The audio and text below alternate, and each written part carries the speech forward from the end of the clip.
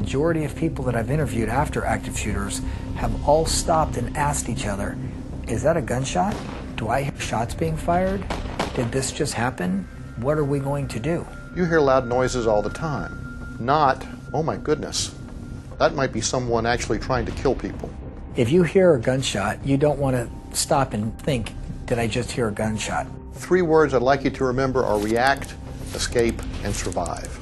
React to the threat, escape from the threat, so that you can survive. Must do something. We spend a lot of time and trouble training people to do fire drills to get out of a building. So if you think about that with all the emphasis that we give to fire drills and how deadly fires are, you see the challenge involved in getting people to recognize the threat with an active shooter. If you hear gunfire, if you see gunfire, you may have some risks in your brain that you are trying to process in slow motion.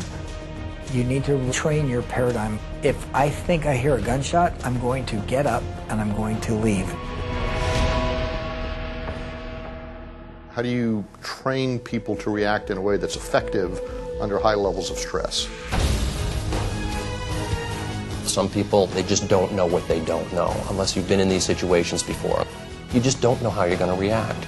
Even though in situations that are oftentimes openly perilous on their face, we're still surprised when something bad happened to us. You know, in times of stress, you're going to rise to the threat. Well, you know, studies show time and time again, you don't rise to the threat, you default to your level of training. So under stress, if you're going to default to your level of training, you better make sure you have the best training possible.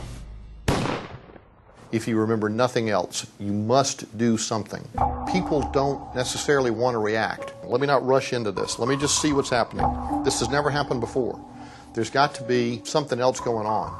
I break it down. What would I do or what would I want to know when faced with one of these problems? One is action versus reaction.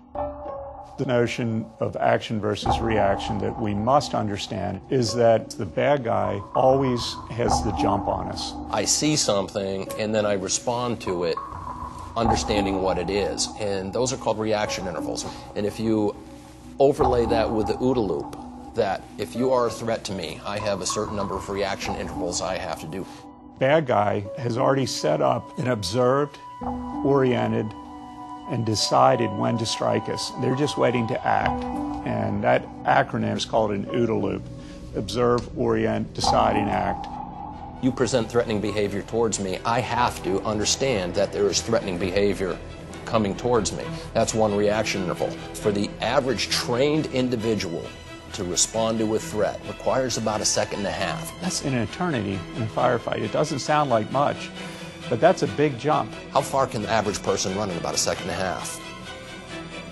21 feet, 25 feet. Preparation and practice. Be prepared.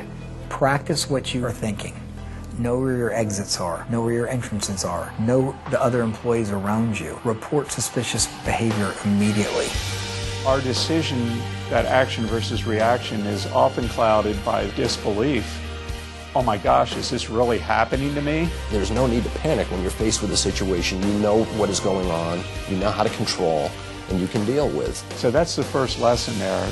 The more information you have, the more data you collect and your ability to process it, the better decisions you're going to make.